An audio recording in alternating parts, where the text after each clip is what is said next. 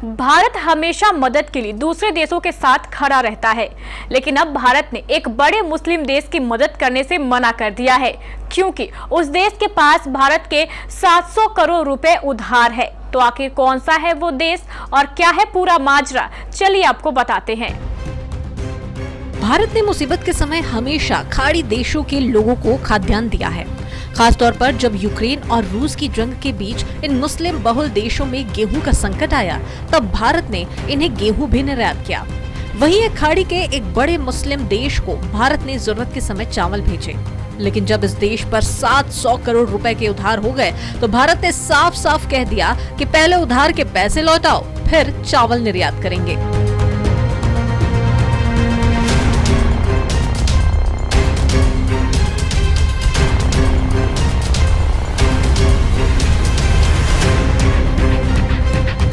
भारतीय कंपनियों ने इस देश को उधार लौटाने के लिए दो टूक कह दिया है। शिया बहुल देश ईरान की मुद्रा रियाल में इस समय भारी गिरावट दर्ज की गई है। इस कारण सरकार के लिए ईरान में सामान मंगाना बेहद मुश्किल हो गया है। भारत की कंपनियां जो इन मुस्लिम देश ईरान को चावल बेचती है, उनके 700 करोड़ रुपए बकाया है, लेकिन मुद्रा संकट के कारण ईरान इनका भुगतान नहीं कर पा रहा है। दरअसल ईरान भारत का एक बड़ा चावल खरीदार देश है। पिछले वित्तीय वर्ष में भारत से निर्यात कुल बासमती चावल का 1/4 हिस्सा ईरान को ही बेचा गया था।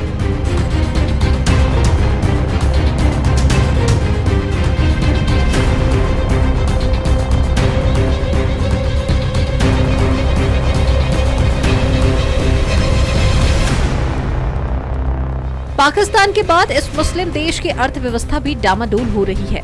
ईरान की मुद्रा की वैल्यू में आ रही भारी गिरावट और बढ़ती महंगाई के कारण ईरान भी कराहने लगा है। इस इस्लामिक देश को चावल बेचने वाली भारत की कंपनियों ने ये फैसला किया है कि बिना साख पत्र यानी कि लेटर ऑफ क्रेडिट या नकद के बिना ईरान को चावल किसी भी सूरत में नहीं भेजा जाएगा।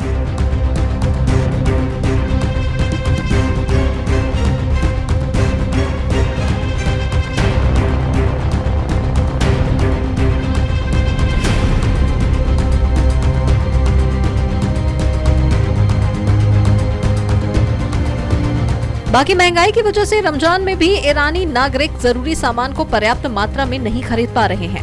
महंगाई का आलम ये हो चुका है कि लोग सामान खरीदने से पहले दुकानों के बीच कीमतों की तुलना कर रहे हैं। इसके बाद भी कई बार उन्हें ये फैसला लेना पड़ रहा है कि किस सामान के बिना इस सप्ताह गुजारा चलाया जा सकता है।